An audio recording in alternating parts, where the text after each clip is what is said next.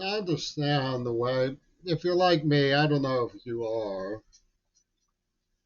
but you're aware that there's an alternative news media online that's doing remarkable protests. Members of Irish Parliament like Richard Boyd, Mick Wallace, Claire Daly, a Lebanese lady named Rania Kalek or something, Owen Jones, Mark Lamont Hill. There's a set of seaworthy people from the left who are protesting what's happening in Gaza and documenting it and making known the humanitarian facts and the violations being deployed by Congress in Israel. All of these people, as enigmatic and noteworthy as they are when it comes to Gaza, are all of them in the pocket of Yoko Ono as members of the left concerning the AIDS attack. All of them are in her pocket. To understand this takes you back to when Penis Gabriel was writing to me at the Falk Medical Library in 1984 when my father got sick and died. And he was saying things like the whole is greater than the sum of its parts. And they were selling one size fits all. They were selling a mental mold to fit everybody who was affected by AIDS through Zappa and Penis Gabriel's laboratories. And they impinged, as Greg Carl would put it, they impinged the persona, impinged on the persona. And one of the things they impinged was that Kate Puke House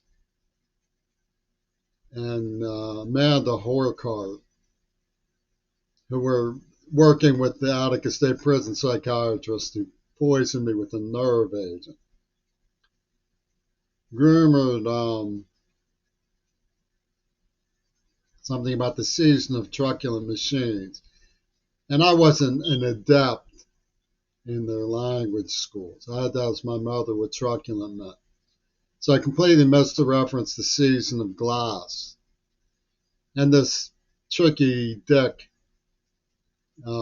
dacoitus Harcourt, rumored something idiotic about Joni Mitchell, who I can't stand. I never liked her music. She's a terrible infant under Roger Waters who was curled up like an Edith Ann doll in Daddy Reagan's arms.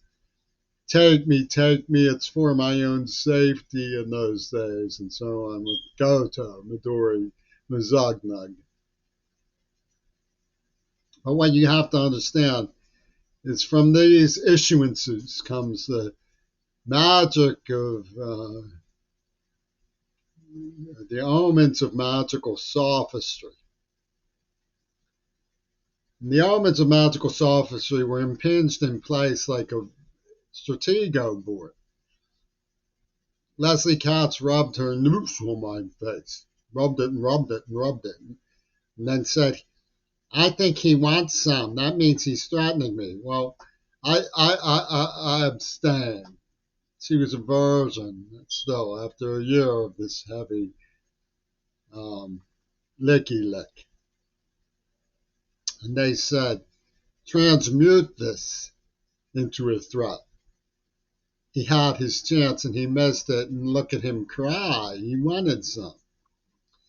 And they had this stratego board. They had this girl who suffered from seizures, like they used a nerve agent on me.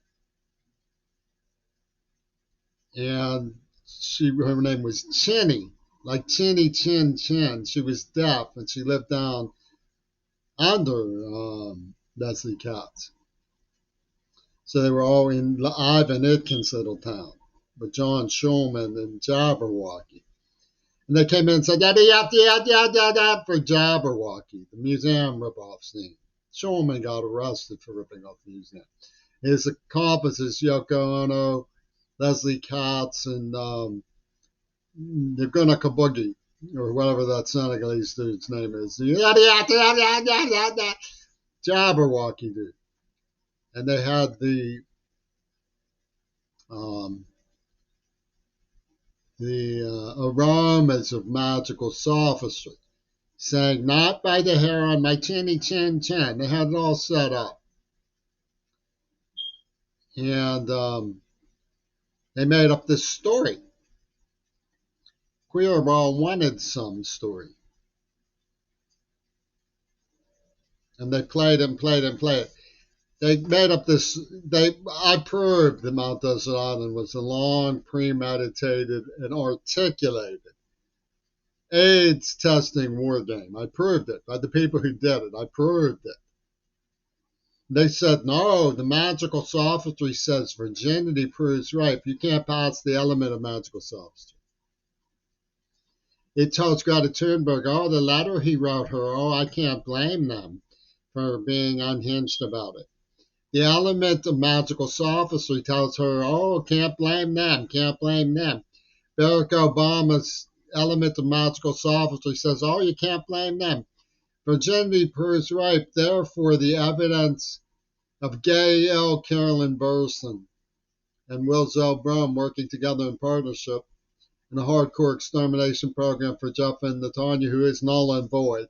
Because the element of magical sophistry tells you that virginity proves rape by the hair on your chinny chin chin, and they have a deaf girl and seizures. This is Terry Gilliam and stuff. And he has these intonations, these impingements about carrots and tying women up and all of these things that are figments of the imagination.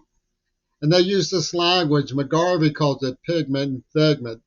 Penis J. Sinfield calls it paranoia and poison. Cyril Wett calls it a forensic dialectic. Pigment, figment, paranoia is poison. And Greg Carl says the dialectic is established at the outset. It's unwanted childbirth dialectic. They give me a part of the penis Gabriel goes, jumps down home pee pee with a spinner beanie on, says, experience part. I talk to artists and technologists with my experience part in mind, right? So he experience parks Susie Kennedy. Boom, she's dead, pushing up the daisies in the experience park. He experience parks me with Parkinson's disease. I mean, I'm gonna be flipping out of my head with dementia soon from this fucking Parkinson's disease that they experience parked me with. And you wonder why I wonder about the hybrid station where they put together the uh, the Doppel incident of Mackenzie Shirilla's escape behavior from a neurochemical that induced an extreme situation based on the Holocaust survivor Shaviti of Auschwitz. Kazetnik, Shirella Shaviti.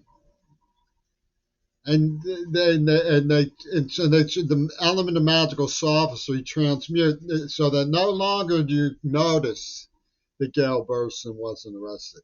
So that no do you notice that virginity doesn't prove rape. So more do you notice that they were talking about the whole is greater than the sum of its parts rather than one. It's like Mick Jagger plays at Tel Aviv. Why should I care about Gaza? Because my motorbike is greater than the whole sum of their parts. This is the truth. This is the true story of Amanda Harcourt and Penis Gabriel, the Bonnie and Clyde of the AIDS business. You no longer notice that because the Swami Nosha says, oh, you identify with the girl who killed two people and she has a life sentence. That's more important than Gaza. That brings us back to the momentum. There's a Turkish parable. Somebody showed me. It says that the trees kept voting for the ox. And they noticed that forest was getting smaller and smaller. But the ox had them fooled by telling them he was one of them because his handle was made of wood. This is the whole story of Paul McCartney. Paul McCartney fooled everybody into believing, Leonard Sudini, that he's one of them. He wants to take them on the sacred mission of wings to heaven. He's their martyr complex.